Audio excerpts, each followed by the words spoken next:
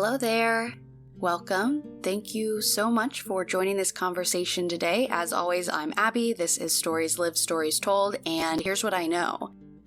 Our communication creates our social worlds, and that is to say that it matters how we show up for each other and the way that we talk to each other, the way that we listen to each other, the spaces that we create to tell our stories, to be heard, to ask questions, to be curious, to explore possibilities.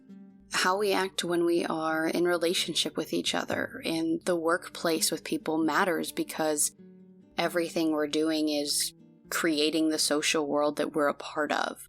Today we are continuing our conversation with Ilene Wasserman and Jeff Branch. If you haven't listened to part 1 of this conversation, you should definitely go back and do that first.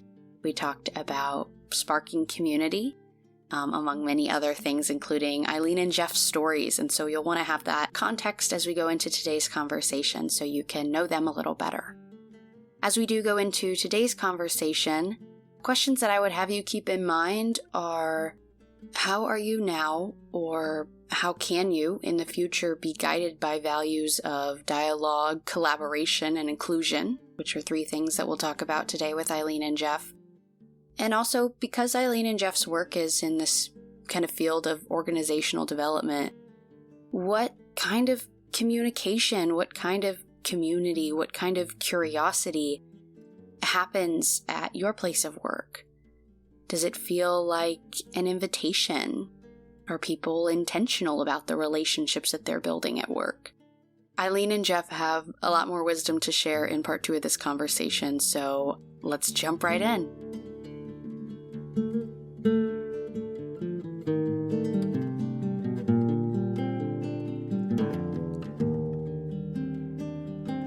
I was thinking one of the words that would offer up is the intentionality of starting small. Mm-hmm. As Ilene was sharing a story, I remember our conversations. We were designing it and we said, let's have all the other regions that wanted to participate in this big meeting of hundreds of people, have them test it out, experience it, and then bring it to the large meeting. And as you were talking about the spark, we were hoping that would be a great spark. One is because, as you know, is here we are facilitating with, quote, the folks that are like experts in the field, but we wanted to generate that type of energy for people coming in. And it was an amazing experience. And I think it lifted both of us in a way that was encouraging for our hopefulness for the field itself. And then I think it was also an opportunity for people to get reconnected. If we thought about, appreciative inquiry, get connected and looking at the positive core again, it was a really fascinating experience. It was held in Philadelphia. I remember that invitation that Ilene said, only if Jeff will join me in it. And I remember because, as a great friend, I said, I don't know if I have capacity. I was facing recovering from an illness. And because it was Ilene, I said, yes, I'll do it. And it was such a healing part of engaging. That was a real powerful memory. Powerful memory of healing. And that's, if I looked at the word healing and the things that we do, we see that container, the community, asking the questions, building relationships as a process of promoting healing and growth, big part of what we do. I'm curious if you can, share an example or a story from your work where you've been able to see, an organization looks like this, we come in, and then you can see real change by the end of it. I'm curious about what that looks like in your field, and curious about hearing the story of those moments when you can step back and go, yes, we did it. This is what we live for. This is what we work for, these moments like that. Well, I think when you ask that question, Abby, and when I think about which of our clients I would talk about as an example, so much of it is the internal partnership. Mhm. So we're working with one client right now where the internal partnership is ideal. It's so ideal. What do you mean by internal I was partnership? just going to say, what makes for an internal partnership? It's so ideal.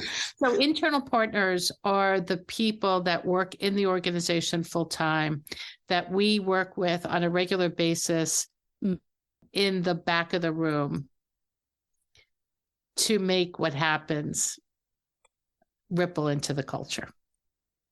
Got The it. people we talk to regularly, the people we coordinate with regularly, and the people that we help build their own capacity so that they can continue to do the work themselves. So the example that I was alluding to of a client that we're working with right now, we worked with pretty intensely in 2020 and 2021. And in 2022 and 2023, I would say that our work with them is maintenance, in that we work with them a few hours a month and help seed their annual summit that we started with them in 2021.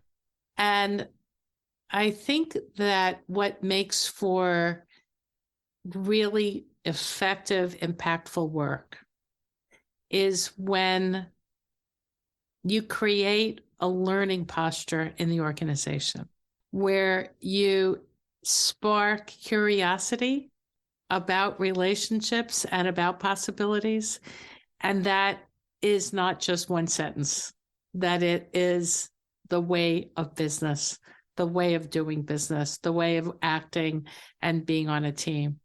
And we do that with also the recognition that some of the ways of engaging are sensitive, that there are people that come to work every day and they swallow so much just to get through the day. And there are other people that only swallow a little bit. Everybody has to swallow something. And what I mean by swallow is transcend something that's happening in order to do the job. And they're called right now, we're calling those things microaggressions. And part of what Jeff and I are helping our clients do is recognize microaggressions that are not just interpersonal, because there are things that happen that are problematic on the interpersonal level. But when you talk about patterns and turns, there are things that are problematic that are part of patterns of group level identity that people have to experience all the time. And that may be around gender. We used to talk about those things around gender, around women, but now those things are much more complex around gender because they may be around pronouns when just being referred to with a pronoun is sensitive. They're about race. And it may be that it is about a category of race that you can name and that people would name for you. But it may also be about that ambiguity around identity because somebody is wanting to put you in a group that isn't part of your story, or your story is way more complex than that.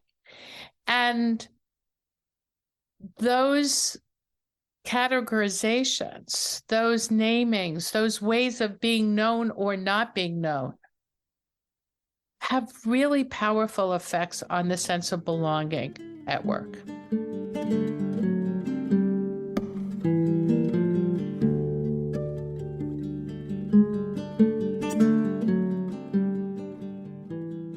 And I'm wondering, Jeff, whether the behavioral health organizations that we were working with and the government organization that we were working with, those are also good examples. Yeah, I was thinking about the government organization. It was pretty central, during the pandemic, where vaccine discovery and then production. It was a big part of their work. So here we have people that are human beings and feel really passionate about what they're doing, and they're doing and learning at the same time. And we're invited in because, the pressure of trying to make a difference to save lives is instrumental in everything that they're doing. And one of the things that came into play, leadership realized that they needed levels of support. Now, we were commissioned and brought in to do work that was different. And then the pandemic hit, and the work shifted.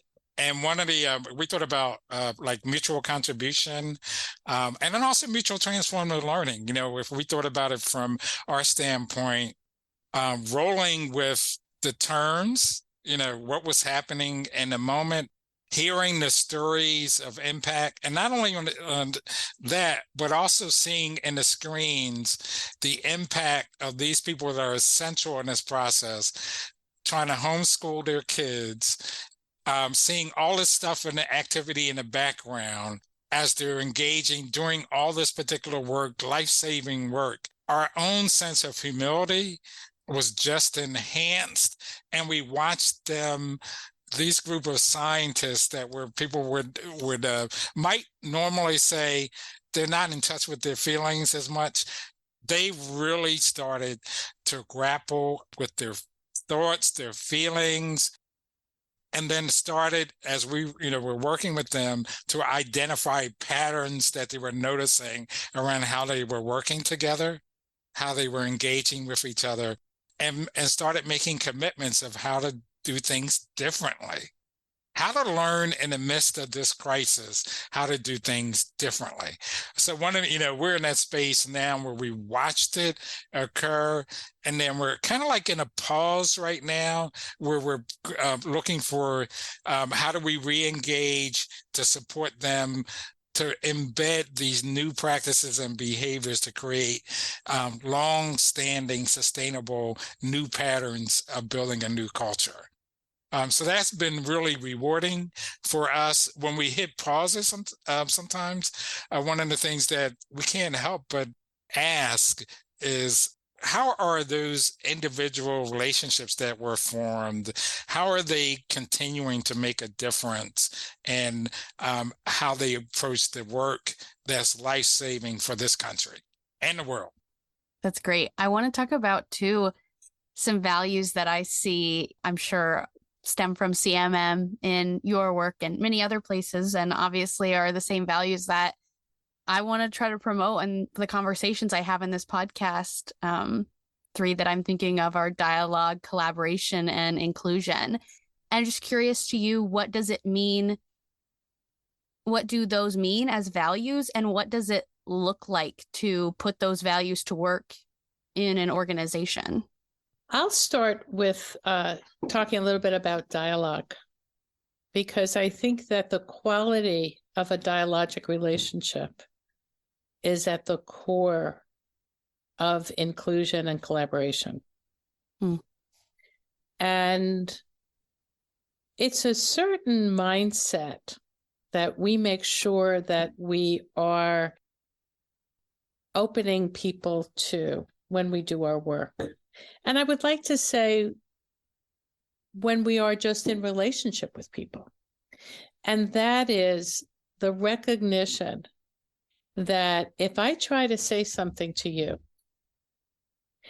and we're not connecting, saying it louder and repeating it again and again is not going to help us.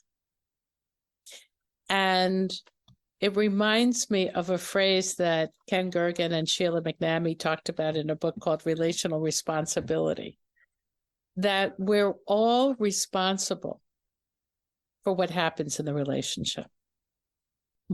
And dialogue is what we make together. And at the core of our work is about creating dialogic cultures. I'm going to just pause for a second and be in dialogue with you, Jeff, about that. Yeah, I think that's probably one of the is definitely one of the areas that we're connected. I like looking at the roots of words, right? So dialogue. There's the Greek word that means this dialogos that William Isaacs talk about in his work around dialogue. Literally, exactly what Ilene said, and it's I broke it down to this piece that that he identified is to gain a flow of meaning. So a process to gain a flow of meaning. That's good. Yeah, and then there's the inclusive collaboration pieces of it. And so, one of the things for me is kind of like looking at different models and theories. There's another Greek word that's called therapeuo. So, kind of root word around therapy, but it means to a process of healing to make whole. So a big part of what I see, and Ilene engages in this whole idea of mixing and looking at the container, is to engage in dialogue that produces a process of healing to make whole at multiple levels of system, individual, group, organizational, and community. And then putting in all the ingredients that we've already, talked about: disclosure, transparency, openness, that helps to create that healing process as we're working with our clients, as we're working with communities, as we're working with individuals and groups. And I think that's really a critical part of it. And collaboration, co-labor, working together. Collaboration, working together to make it happen. That's where I get excited to see like those three words come together in such a way where people can see the search for the common good, for the common practice that's elevated through whatever that's happening in that space. And we use the word emergence. That's what it jazzes us, is to see what emerges in that space. I wonder what both of your relationships to emergence are, because that's been something that I've been thinking a lot about and has been more difficult for me, because what comes more naturally to me is planning and trying to control. And so really trying to embrace emergence has been a learning process for me. And so I wonder how each of you relate to emergence, if that's something that came more naturally to you, or what your experience with that's been.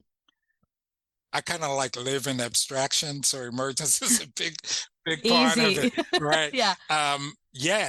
And I think it was learned too by the common leader helping me understand by inviting me in as the CEO of an organization. And he said, Jeff, I want you to watch how I get things done. So one of the things was like, I can live in emergence and the possibilities, but I also needed to understand what is the outcome. Because dialogue speaks to the whole idea of not just engaging in conversation, but the intentionality of producing results too. So learning by watching, creating that space, help to create a balance. Because one of the things I have to, one of the things I try to pay attention to is the polarity between reflection and action. For me, I'm action oriented. I had to learn to live in that space of reflection to allow even more things to come around that. Yeah. Ilene? I think in this world that we live in of complexity, that being able to be agile and live with emergence is a core leadership competency. It's a core competency for being on a team. So we talk about many, many years ago, there was a word coined that was chaotic. And it was the merger of chaos and order. And the chaotic organization, which was really at the core of what we talk about, which is that it's really important to have that container that Jeff mentioned. It's really important to have that structure. And if I look at it through the model of the hierarchy of meaning, it's looking at knowing and being grounded in the context and contexts, plural, that we're in. And to recognize that they're shifting. And to also recognize that meaning is constantly emerging. We could track how meaning has been emerging in every twist and turn of this conversation. Yeah. And yet we have the container of the three of us in this conversation, making sense together of what is collaboration in service of creating better social worlds in companies, in organizations, in educational institutions, in the classroom, and in our families. That's helpful. Definitely.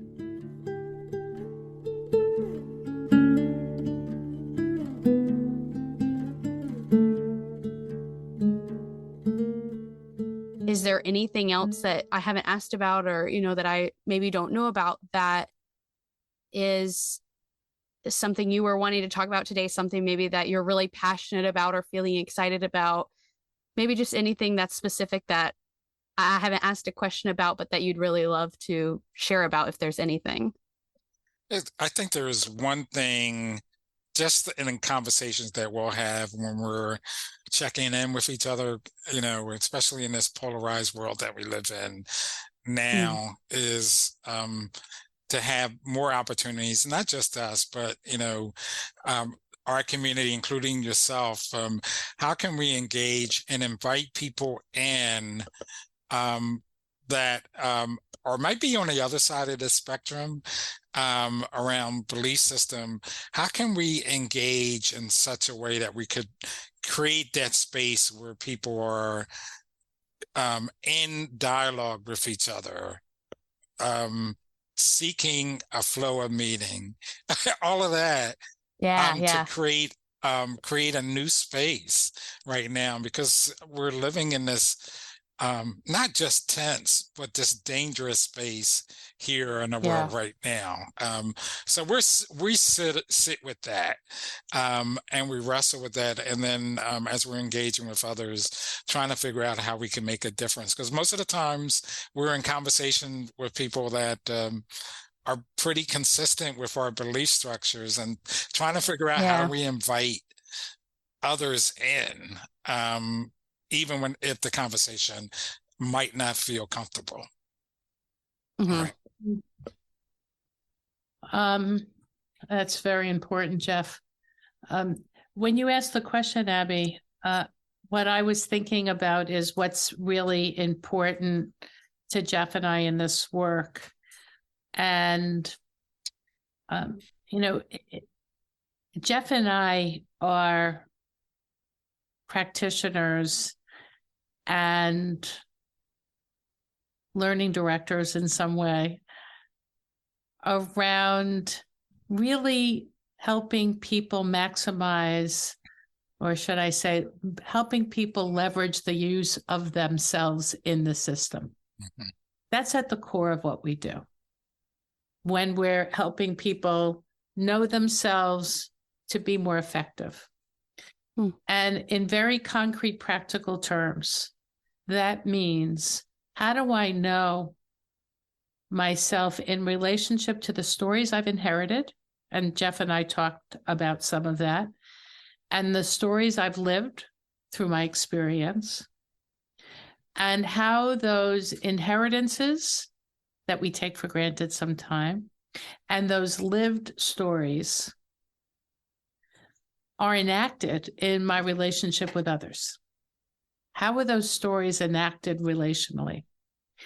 And our favorite opportunity with clients is to do what we call action learning, where we could alternate being on the dance floor and being in the balcony. What I mean by that is we are working with people who are doing projects that are part of their daily work, not taking them away from work. Mm-hmm. And yet in the course of that time, in the course of that day, that week, that month, we meet and we pause and we talk about how's it going in relationship to the container and the framework. And I'm approaching your question with that response because that is the pathway to possibilities, because it builds in the norm of doing and reflecting. Yeah.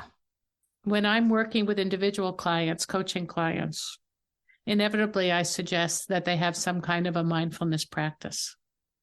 Mm-hmm. And I talk about the mindfulness practice as being one of the muscles they need to work out, just like they would do their biceps and their triceps and their quads. Yeah. Because exercising that reflective muscle prepares you for those moments, those critical moments, where what you do or say in the next moment is not just consequential, but it's critically consequential. Mm. And so that is how we work with people. And I say that to say that you could imagine that we often get asked, would you do an implicit bias training? Would you do a fill in the blank training? 45 minutes an hour. And there are plenty of people now that do that. And there are people that do that for what it is well. Jeff and I and ICW Consulting and the rest of the consultants are putting our attention to building that capacity for individuals, teams, and cultures to be able to make the most of everyday moments and critical moments. That's great. And it makes me think that that reflection process, that meditative moment, taking the time to do those things is, to me, kind of the puzzle piece that helps bring the whole picture together of, you can say, we want to look at our patterns. We want to change the way that we're showing up to each other, the way that we're being in our personal relationships, in our organizations. But what does it look like to actually do that? And I feel that's such an important part of going from theory to practice, from this is what we want ideally to let's make it a reality, is taking that time to reflect. And that's easier said than done, I would say, especially, what I can speak to is the culture in the United States of not really taking the time to pause in that way. We really, have made values around go, go, go and be busy and never have time to rest. But that kind of robs us of those chances. We have to, work a little extra harder to make time for those moments of reflection, which are so valuable. And so I think it's really helpful to, like I know my work is and your work is about, I know you've called yourself like scholar practitioners, in that you have these ideas, these concepts, these theories, and we want to make them practical and accessible to people.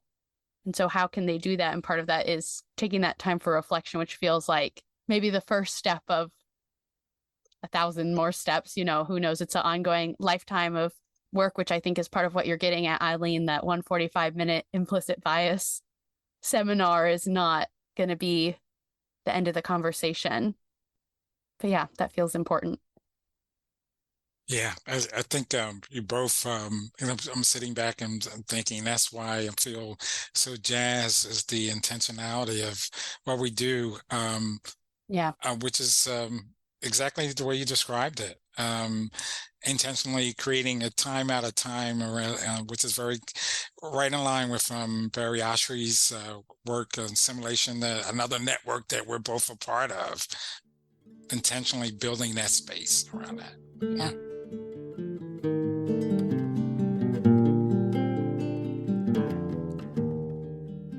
Well, I think this is a good segue into, kind of wrapping up our conversation by using the CMM language of talking about a better social world. And I'm just curious to, consider what a better social world is through the lens of the work that you do. And I'm already thinking that part of the answer of what that better social world looks like is one where people have all of the tools that you try to give to the people you work with to be able to do that reflection, to be able to revisit those old patterns and start to make different choices. But maybe, Jeff, you could start us off with what your vision is for a better social world and how you see the work that you all are doing as being a part of the process of working towards that.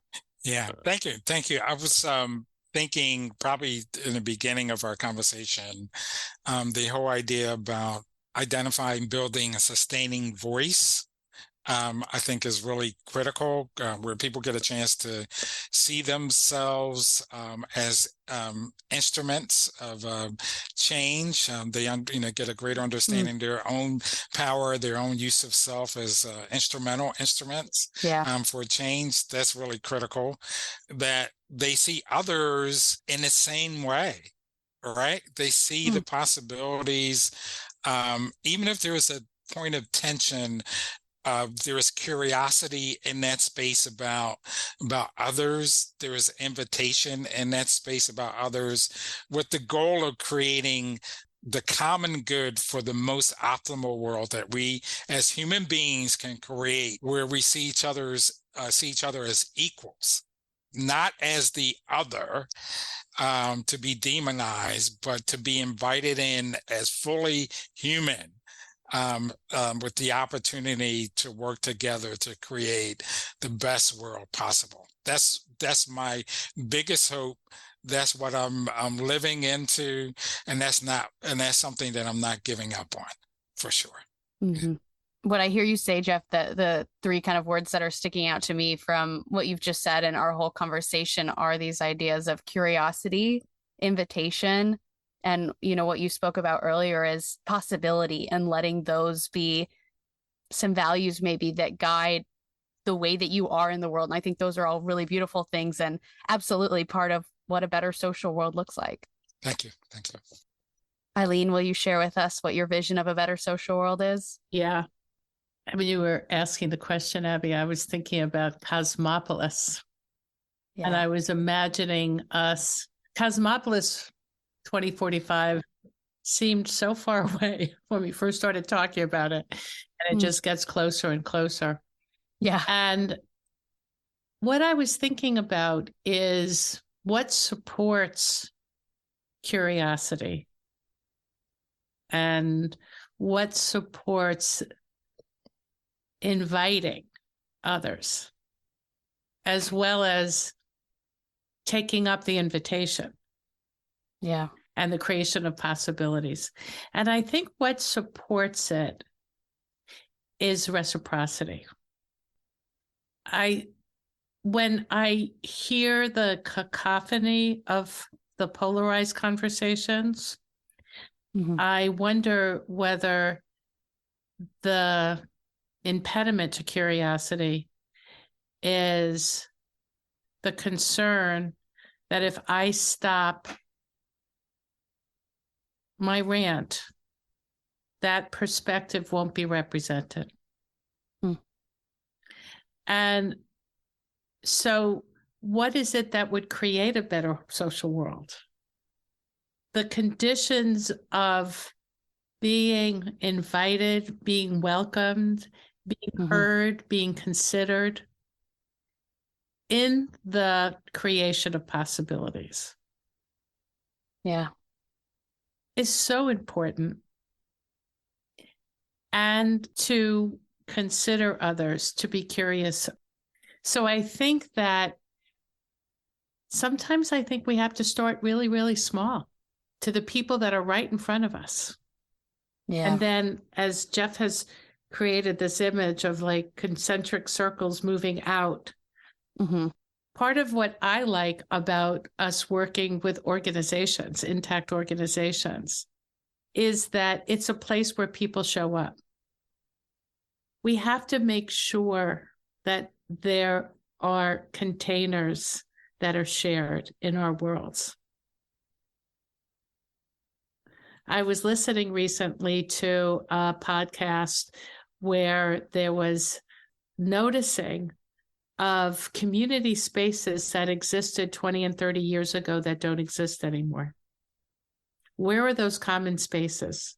Before we had computers, we all went to the library. Where are those common spaces? Before there was Amazon, we went to the shopping center. Yeah. And what can we do to make sure that there are community spaces of random encounters? We lost that during COVID. Yeah. I find myself just thriving over the chance encounters I'm having, going to the supermarket, traveling across the ocean. I love those random encounters on the train, on the plane. We have to be intentional about those random encounters. I want to go back to what you're talking about those little moments, the idea that's, because I just love the idea of invitation, and that it is so important how we all show up, not just, the person who's maybe telling their story, but the other people in the circle that make that person feel like they can tell their story.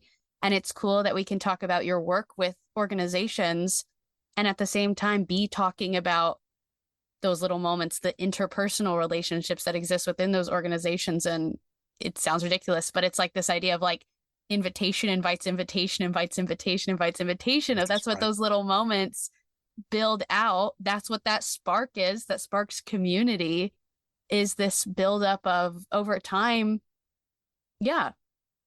Inviting people in so that they invite people in. So it's just, one ongoing continuous loop of invitation. And that feels like such a key to kind of what Ilene's talking about and what Jeff had mentioned too, of overcoming the polarity. And it's the reason why conversations aren't existing between people with differing beliefs. It's why people are, holding on to their rant so much, because they don't feel a space where they can step back and invite someone else to speak up and trust that that person's going to invite them to speak back up. I was just saying exactly what you said, but the reciprocity and the invitation feels like really important takeaways. I think this was like a perfect example, just the way, Abby, that you communicated it, just that sense of we felt like we were heard.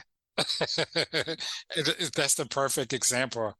The depth of hearing, the depth of, and how did we know that? Because of the next turn, of you not just acknowledging, but bringing yourself to it. Mm-hmm. And you have a gift, Abby. You do. You do. I appreciate that. You do. I've really, really enjoyed speaking with you both today. And, my favorite conversations are the ones where I feel like I've learned something, and, I know this conversation's going to stick with me and give me a lot that I just want to keep thinking about and reflecting on for myself too. So if nothing else, it's been a valuable conversation to me, but I believe it will be really valuable to other people as well. Thank you very much for the invitation. Yeah. Thank you, Abby. Of course.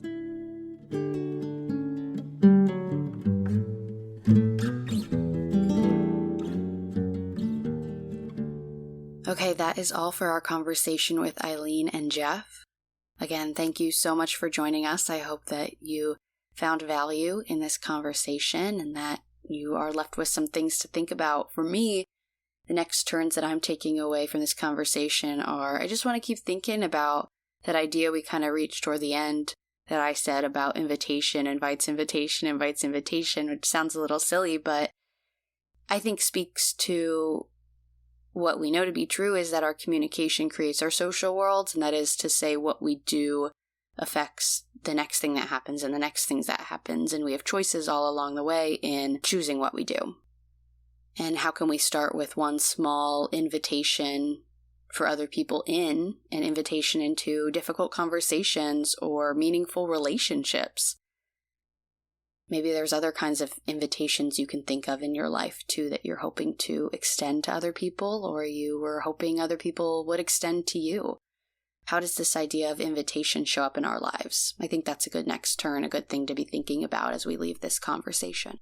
Well, as always, I am supported by the CMM Institute for Personal and Social Evolution. This is certainly something I could not do without their support, and I am grateful every day for all that they do. Especially grateful to Rick Spann, who provided the music for this podcast and continues to be someone who is also actively working to create better social worlds through music. Some final podcast next turns I'll offer you are to please follow the show wherever you listen, leave a rating and review, and share an episode with someone you want to invite into this conversation. Also, you can connect with me in a couple different ways. You can follow me on Instagram at Stories Live Stories Told Pod. You can check out the website, which is storieslivestorietold.com. You can find me on YouTube at Stories Live Stories Told, or email me at storieslived.storiestold@gmail.com. Thank you for showing up. Thank you for being curious, and thank you for being a part of this story. I'm Abby, and this has been Stories Live Stories Told.